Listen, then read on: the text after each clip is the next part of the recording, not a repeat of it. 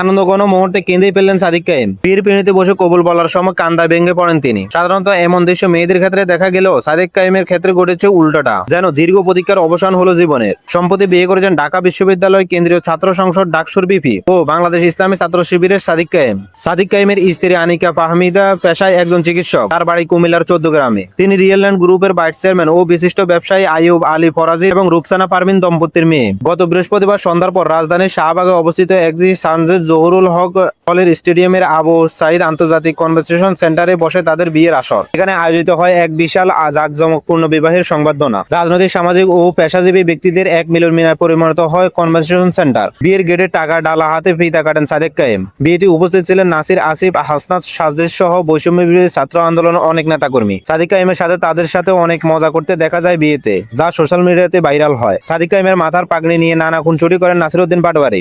বিয়েতে দেখা যায় শিবিরের সাবেক সভাপতি সহ বিভিন্ন স্তরের নেতাকর্মীদের। শিবিরের নেতাকর্মীদের বিভিন্ন স্লোগান দিয়ে মঞ্চ কাঁপাতে দেখা যায়। অনুষ্ঠানে এক পর্যায়ে গানের আসরে বসলে সাদিক কায়েম নিজেও গান গেয়েছিলেন। সবার সাথে বসে আনন্দ মেতেছিলেন তিনি। বিয়েতে বিএনপির এমপি ও প্রতিমন্ত্রী ইশাক হোসেন উপস্থিত ছিলেন। বিয়েতে প্রধান অতিথি হিসেবে উপস্থিত ছিলেন জাতীয় সংসদের বিরোধী দলীয় নেতা জামাত ইসলামের আমির ডক্টর শফিকুর রহমান। এছাড়াও উপস্থিত ছিলেন দলটির সেক্রেটারি জেনারেল গোলাম পরওয়ার মিয়া, এটিএম আজহারুল ইসলাম এবং ডক্টর শফিকুর ইসলাম মাসুদ সহ কেন্দ্রীয় ও নেতৃস্থানীয় নেতৃবৃন্দ। আরও অনুষ্ঠানে ঢাকা বিশ্ববিদ্যালয়ের বিভিন্ন বিভাগের শিক্ষক, শিক্ষার্থী এবং ডাকসুর প্রতিনিধিরা অংশগ্রহণ করেন। ঢাকা বিশ্ববিদ্যালয়ের সাবেক ভিসি ডক্টর নিয়াজ আহমদ খানকেও এই বিয়ের আয়োজনে উপস্থিত থাকতে দেখা গেছে। বিয়ের আগে সাদিক কায়েম নিজে গিয়ে দেশের শীর্ষস্থানীয় কয়েকজন ব্যক্তিকে দাওয়াতপত্র পৌঁছে দিয়েছেন।